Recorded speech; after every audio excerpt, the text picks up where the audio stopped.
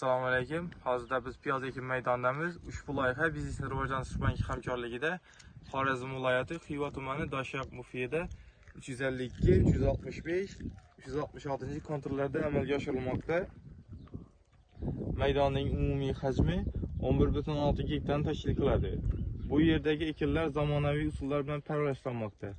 Hozirda ekinlar unib chiqish va gullash holatida.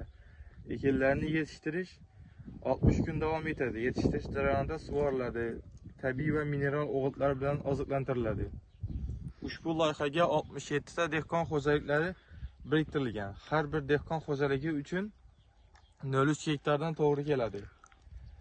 Loyihani samarali amalga oshirish uchun Lidiya tadbirkor Dashyoqli Javohir MChJ ishlab chiqarish kooperativi biriktirilgan.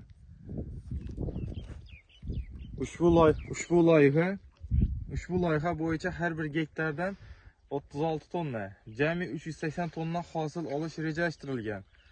Mazkur ekinni yig'ishtirib olingandan so'ng ikkinchi ekinga ham yuqori daromadli ekin turlari ekish orqali yer egalarining daromadlarini yanada oshirib borishi ko'zda tutilgan.